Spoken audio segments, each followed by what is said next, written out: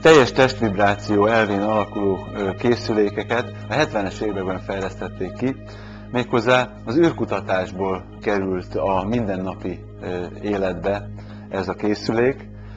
Mi volt az elv, mi volt az oka, amiért ezt kifejlesztették? Észrevették, hogy a hosszabb űrutazások alkalmával az egyébként teljesen egészséges asztronauták a Földre érkezve csontritkulásban és izomsorvadásban szenvedtek.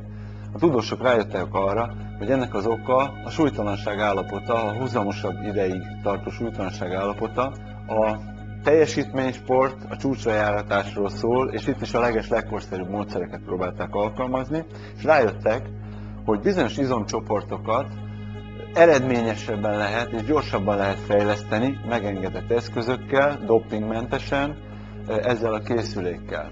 Az élsportból lassan átkerült, ugyan voltak sérült sportolók, átkerült a gyógyászatba, mert a rehabilitációban is rájöttek arra, hogy kiválóan lehet alkalmazni.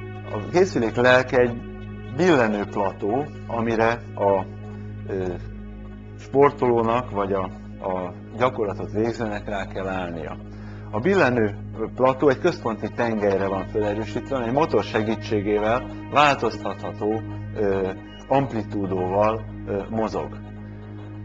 Attól függően, hogy a platón hol helyezkedünk el, hogy közelebb a tengelyhez, vagy távolabb, változtathatjuk a terhelésnek a nagyságát. 10 Hz-től egészen 30 Hz-ig lehet fokozni, ami már egy igen nagy, olyan nagy terhelést jelent, amit tulajdonképpen hagyományos gyakorlatokkal már nem is lehet elérni.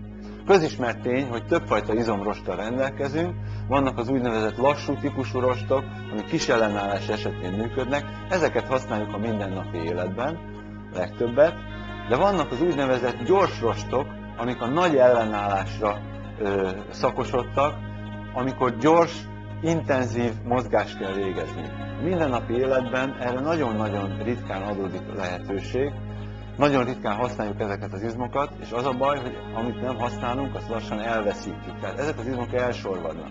Szinte népbetegség, elsősorban a hölgyeknél a változókor után a csontritkulás. Csont sűrűséget, a csontállományt ezekkel a pontosan adagolt impulzusokkal nagyon szépen fent lehet tartani, és meg lehet őrizni. A modern civilizált társadalomnak az egyik legnagyobb problémája manapság az elhízás problematikája. Jó hír azoknak, akik ilyen gondokkal küzdenek, és azt hiszem sokan vagyunk így, ez a készülék alkalmas egy testsúly menedzselésre is. Időskorban különböző panaszok jelentkeznek. Ilyen a hátfájás, ami a csigolyák közötti porckorongok felrostózódásából, kiszáradásából ered. A készülékkel olyan jól adagolható, személyre szabott impulzusokat lehet adni a gerincoszlopnak, ami a csigolyák közti porckorongra egy pozitív stimulust és pozitív ingereket ad, és ezzel a hátfájás egy bizonyos típusa megelőzhető, illetve korrigálható. Ezzel a készülékkel való rendszeres gyakorlás, rendszeres edzés hatására a csontállomány erősödik, a csont nem veszti el a kálciumtartalmát, és így akár az elesésből származó csontnyagtörés például kockázati tényezője csökken.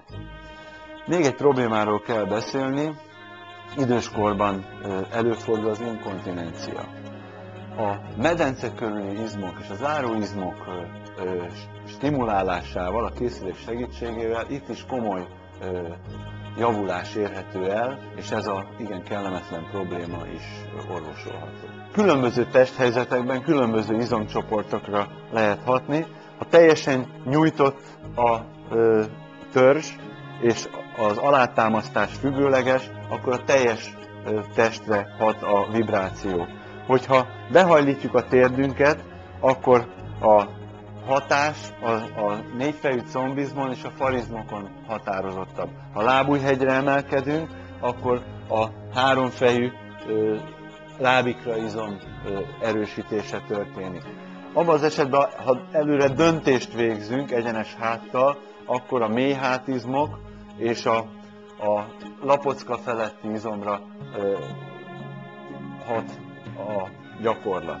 Ha fekvőtámaszban helyezkedünk el mondjuk a készüléken, akkor már a támasz helyzetben a háromfejű karfeszítő izom, a vállövi izmok és a mélyhátizmok, valamint még a hasizom is statikus terhelést kap. Ugyanezt térdelésben is el lehet végezni. Természetesen a gyakorlatok intenzitása ezekkel az egyszerűen kezelhető gombok segítségével személyre szabottan adagolható. Tudnék, ha valakinek kisebb frekvencián adagolom a terhelést, az életkornak, a nemnek és a sportbeli múltnak megfelelően más-más hatást tudok elérni. Tehát más frekvenciával dolgozik egy élsportoló, és más egy szabadidős sportoló vagy egy idős ember.